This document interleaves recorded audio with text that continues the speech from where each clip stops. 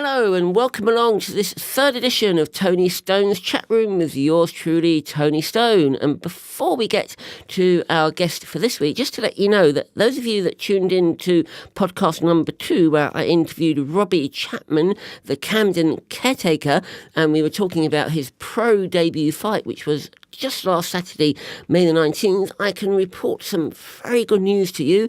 He won his fight. So, yay, well done to Robbie. And, of course, Sophia, his manager as well, who was also in on the chat room as well. And if you've not seen that one, please go on to the YouTube channel and you can see that interview as well. But now, I'm absolutely delighted to welcome into the studio, holding up the CD the right way, the wonderful London-based singer-songwriter, Melinda Ortner. And Melinda is right here in the studio with us. Hey. Welcome to the podcast. Thank you.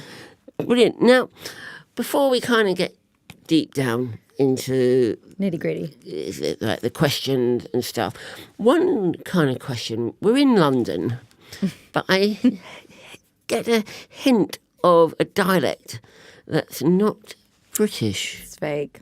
I'm just putting it on because I just have to be different than everyone else. You know? Come on, come on. Where are you really from?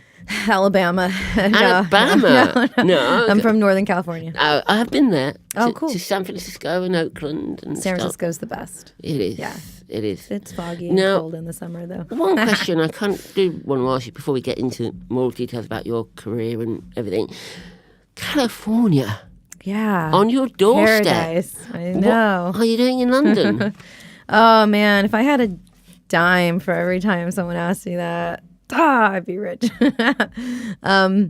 Well, I did a lot of touring here. So basically, when I was a kid, I was into Monty Python, right? I think I'm trying to think like, where did it because it wasn't even in the 2000s when it was like, I'm going to move there. It was like way earlier. I think my parents introduced me to like English things and just British comedy, and I just became a child Anglophile. You know? Oh, okay. So we grew up listening to Monty Python and watching it, and then we went to England when I was 10 because my childhood friends were English and they were living in America because their parents were working a job, and then they moved back, and it was like the saddest day of my life because I was 7 and my best friends are moving back to England, a place I've never been to. So we went to visit them one year, and I just had the time of my life, and it was just like, for an American it looks like unreal, because our country is so new. We just have like pavements and Walmarts and just big parking lots. We have Asda. But it's like tucked away. Whereas like this, the heart of the city is like there's high streets and. By the way, we should say there are other supermarkets out there as well, not just Asda. That's very important. So I just fell in love with it as a kid. I mean, I was like 10. So I think when you're 10, you just. Anything that you end up liking is impressionable for you and sticks. It really stuck for a long time. And now I wish that my parents never took me to England. No, I'm kidding. Because now here I am. Here you are. And how, now that you're a lot older and you have lot older, excuse me. Older, wiser maybe, than when you were 10 years old or whatever, and you are living here and you are making a living here as well. Yeah. How does the realities of being in London compared to what you imagined as a child? Is it very different? I have to say, it's kind of in a way even better than I imagined. I mean, especially when the weather is great. I didn't even see much of London when I was a kid. We had 5 days or something and we did all the tourist things, but living in it is even better because you just get to be in it. You get to be in for me, it is like a fairy tale. No, it's not perfect. And when the weather's crap, it can be what am I doing here? But I got to say, I think London is the best city in the world. And when the weather's nice, it is the best city in the world. Now, obviously... so I love it. I just love it. Cool. Yeah. Now, you're a musician. Yeah. Professional singer-songwriter? Singer-songwriter, yeah. Okay. In what sort of genre would you class yourself? Or do you not class yourself? Oh, yeah, sure. I mean, I like to say, haunting dark electronic pop. But... I've been influenced by a lot of artists, and by the time I finished my album, I was probably too influenced by too many artists. So it's like a compilation of like, I really was into Sarah Bareilles, and then I was into Muse, and you can hear all of it in the album for sure.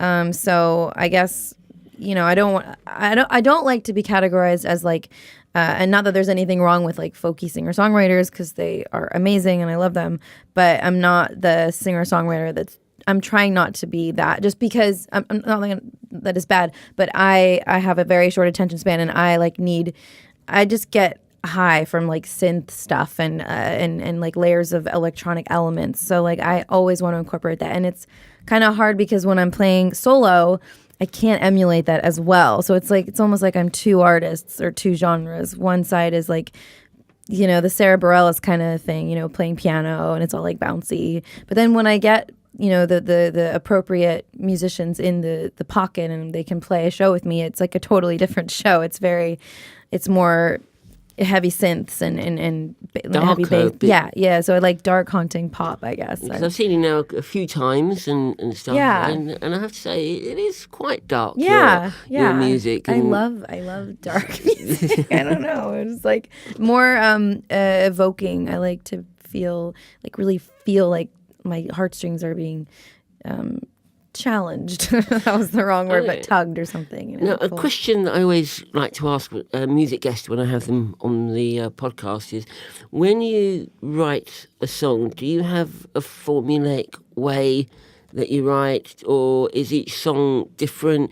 Do you come up with a melody first? Do you come up with the lyrics? How do you compose a song to get a finished song? Yeah, I'm all about the melody in the beginning. Like I have, I think like every songwriter probably has, a notes and, virtual notes, and always jotting down really thoughts that come in and out.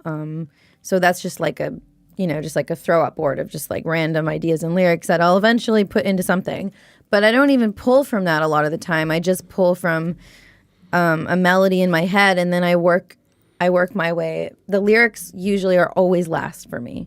And lyrics are super important, but it all starts with the melody because, as I said, like I have a short attention span. I have ADD. Like the thing that's going to pull me in is like the hook, is the sounds, is the soundscape, is the it has to be interesting. It can't be boring, and the chords have to somehow be interesting. It can't be the same three chords unless it's seriously an insane melody that you're playing over, So I'm all about the chord kind of changes and like emoting a feeling from that, and then creating prosody and stuff.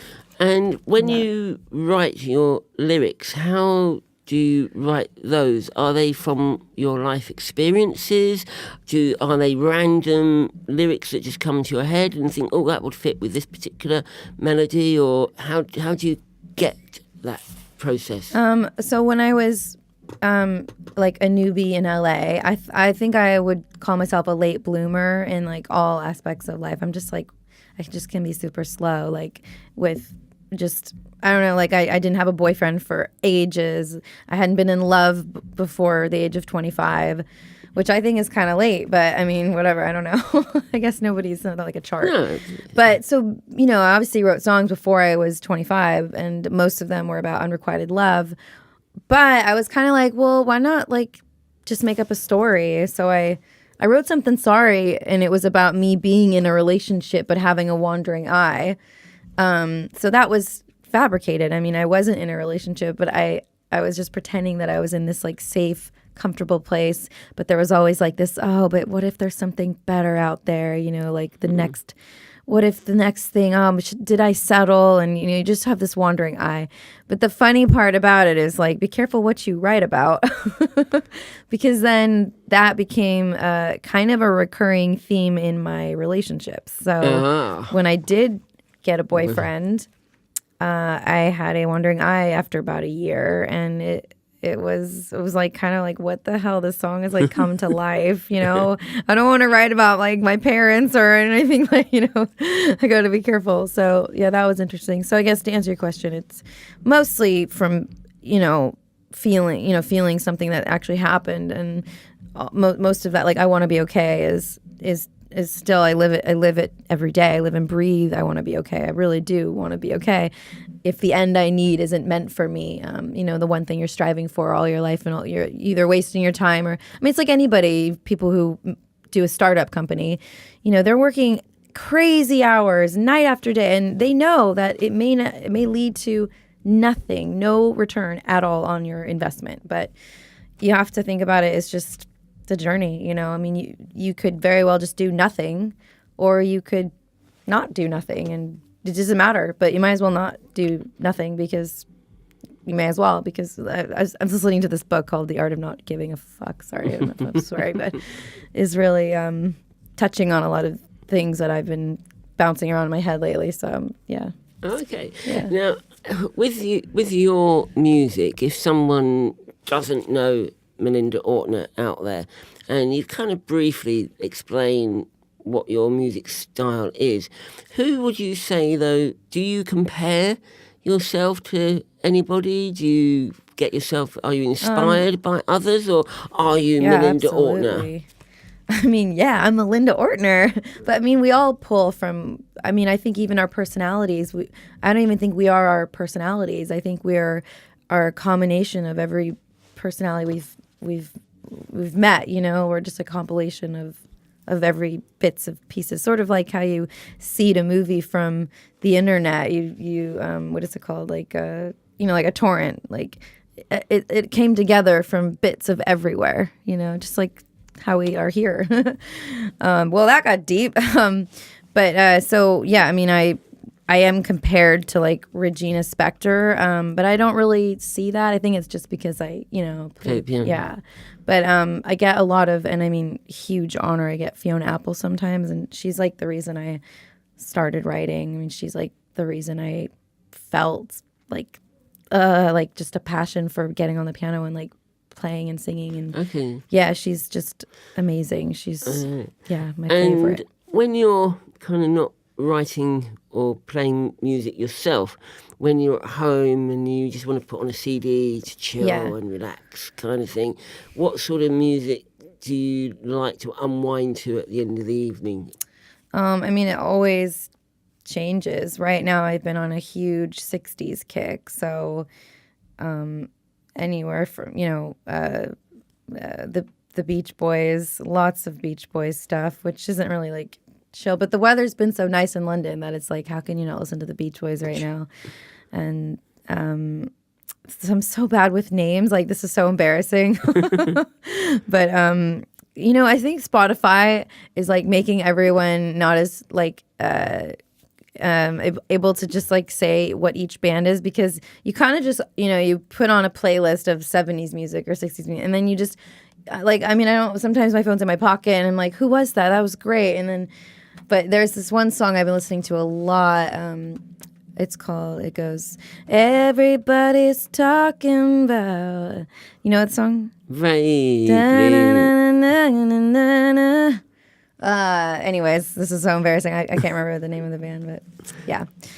A lot of that kind of stuff. And then I'm really into Purity Ring and Aluna George and Flume and what is it called? Polisa. And I really love Flume. Amazing producer and artist. Yeah. Now, there might be some people watching this podcast at the moment and saying, oh, I'd quite like to get into music. Maybe I can be a singer, songwriter. Yeah. Is there any kind of advice or anything that artists or potential artists should look out for that you've experienced that you can say to people?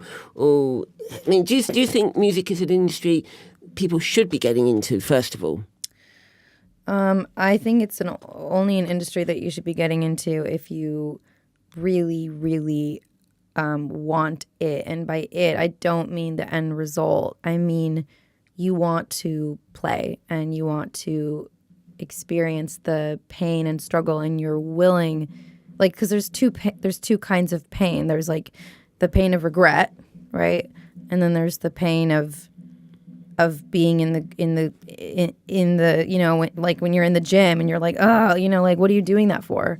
Why would you put yourself through that pain? Like, and the pain for me is like dragging my stuff down to the street and busking and feeling humble about it, because it's like a reality check that, I'm not playing the Royal Opera House, as I would like to, but it shouldn't matter, because you just love to express and sing. So I'd say if you want to get into it seriously, really ask yourself, is it the idea that you like? You picture yourself like being adored and playing on stage by having all these fans adore you, or is it, this really genuine desire to use music as your expression tool, and are you willing to stick it out and like basically make a lot of sacrifices and not have the lifestyle? I was going to ask you, have you sacrificed yourself for your pursuit? Yeah,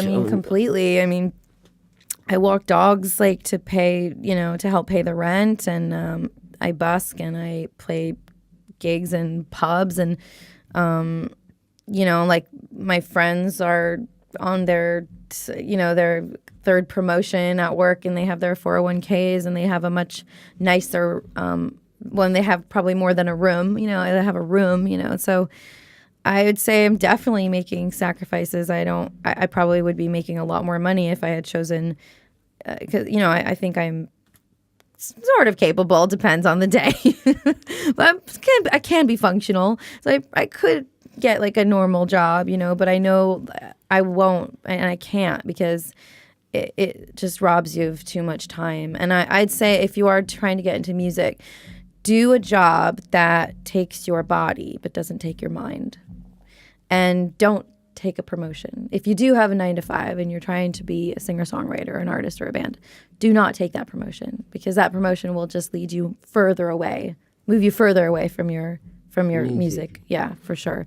So I try to just, and it almost feels like when, I'm still walking dogs, I've been doing that for a long time, but I'm able to, I wrote my album while I was walking dogs. I wrote the lyrics. So I'd have the song ready to go, and I was like walking dogs and getting the lyrics, and always trying to use my time wisely. But I could, whereas a different kind of job, there's no way, and your mind would be sucked, at the end of the day. You just want to zone out and watch television, whereas my body is tired, but I still feel like I can seize stuff still with my brain, because it's free. Yeah. Right. Whilst we're at this kind of point, I think it's a good idea to let people know where they can find you and see you online on social media. So you have a website? Absolutely. That is one thing artists sometimes fail at, is they have their Facebook, they have their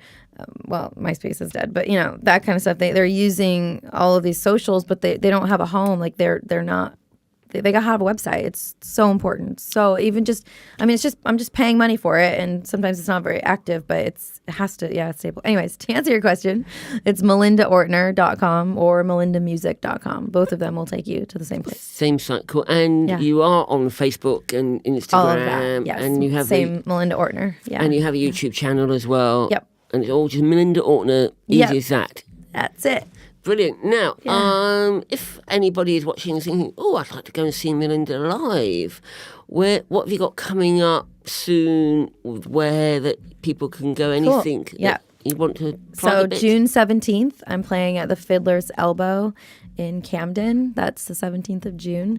And fingers crossed, I'm going to have my main guy back. He had a hand injury, and he's like my main synth bass keyboard player. He does all like the programming and stuff. So hopefully I'll have him back on the 17th. I think that's a Saturday. Okay, yeah, I'm not cool. Sure. Yeah, the 11th is a Monday that I know. The 12th is a Tuesday, so I think the 17th is a Saturday. Okay, I cool. think.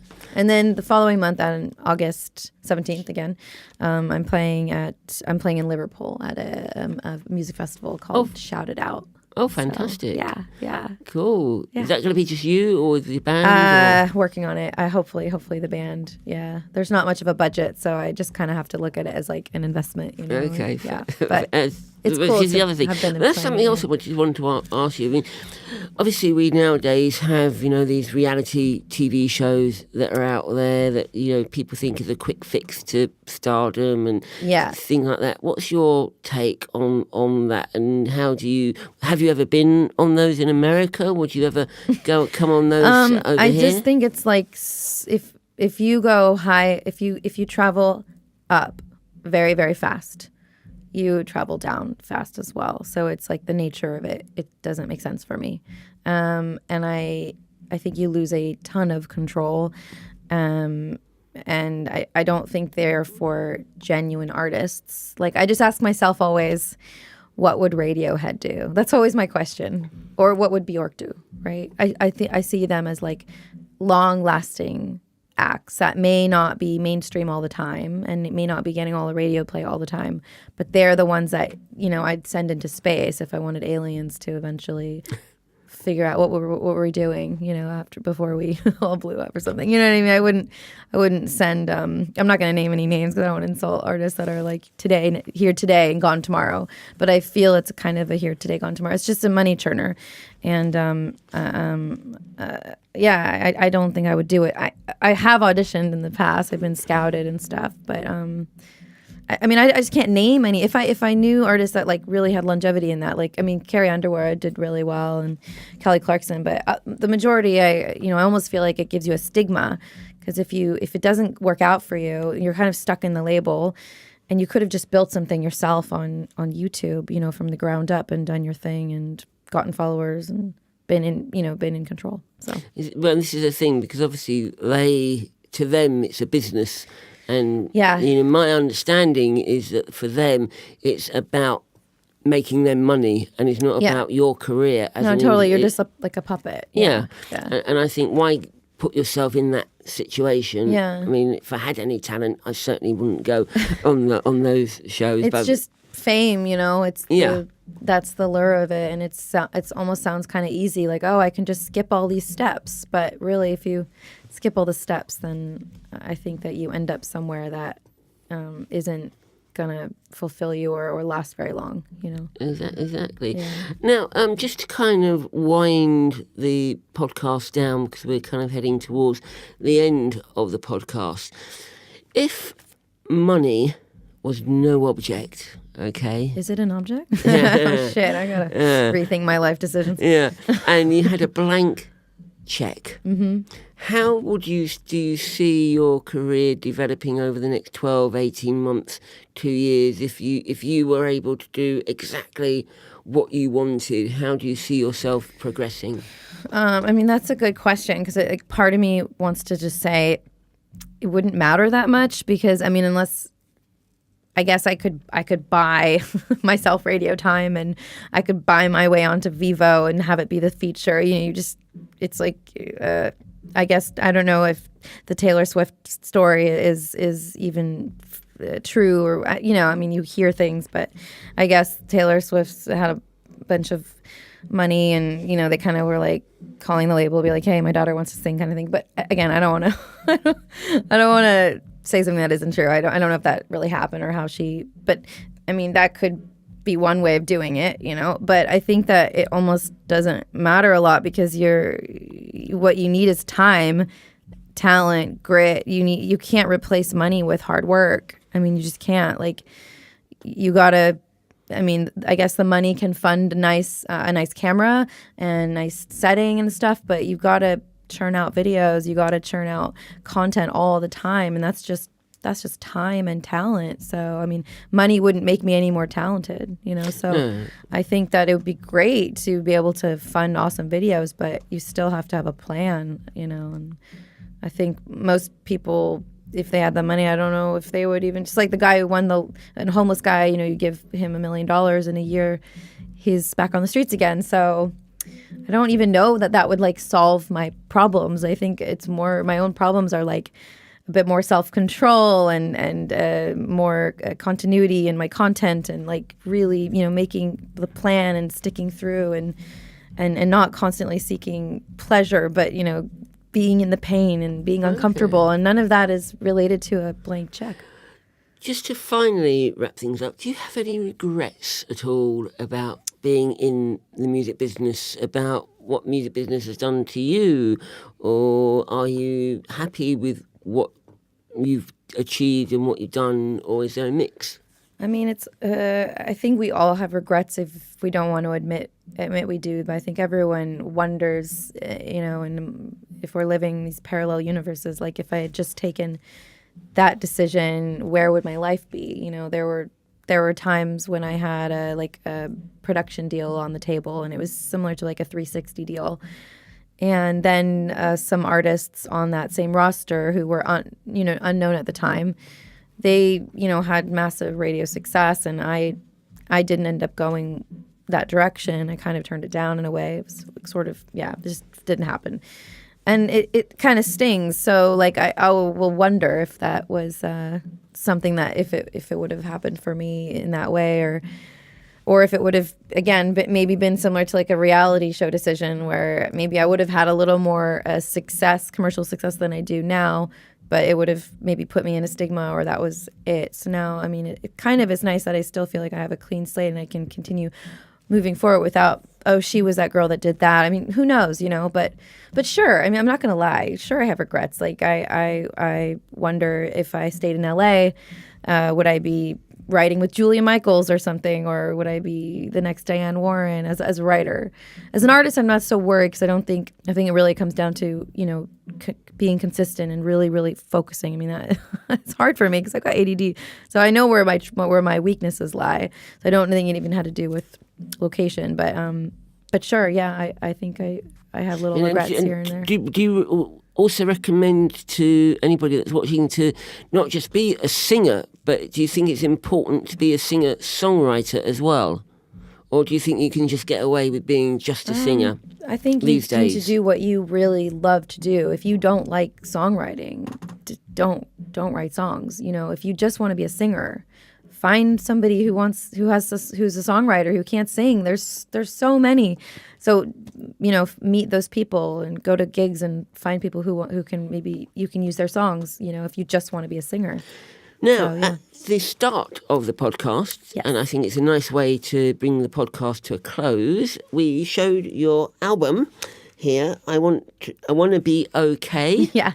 Now, tell us a little bit, independently released album. Just tell us a little bit about the album, which, by the way, folks, I'm actually holding up. If you can show that into the camera there. I did this once at a show. I was like, Melinda, this is not working. The microphone is... So tell us a bit how you got that album going and where the songs came from for the album. Well, it was all written while I was in LA. And most of it was when I was in a relationship, minus a couple before when I had a lot of unrequited love.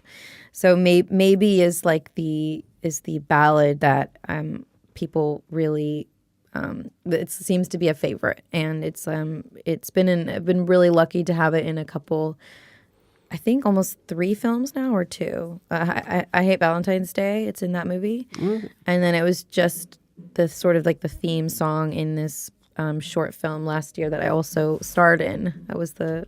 I played the gypsy girl called My Mother the Monster, directed by Lee Lennox.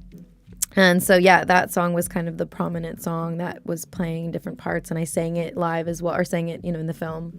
And that's kind of about, the lyrics are like, maybe I won't, maybe this won't mean forever, and maybe you might love another, and maybe I won't even change for better, knowing you, but I have you right now. And yeah. Cool. And where can people get the album? iTunes, Amazon, Spotify. I'm not going to make any money from all the usual places. Yeah, all the usual places. Well, thank you so much, Melinda, for coming in. Thanks for having me. My pleasure, and you've been a delight. And I'm sorry we've run out of time, but that's the way it is. And maybe you have to come back again in the future. Oh, that'd be cool. Yeah. Wonderful. Well, there we go. And thank you very much, as I said. And joining me on the podcast next week is going to be London-based singer-songwriter Fiona Ross. Ross, who is a vocal coach to the stars, and you can check out Fiona at www.fionaross.co.uk, I should say. And if you want to find out who our other previous guests have been on the Tony Stone's Chat Room podcast, please go to my website, www.fantasticentertainment.co.uk, and go to other page and then podcast listings, and all of them will be there, as indeed will Melinda's one as well. And thank you very much indeed for tuning in, and we hope you'll be tuning right back here very soon. This has been Tony Stone's Chat Room, a fantastic entertainment production right here at the Rubix Drum Studios. So until the next one, be safe.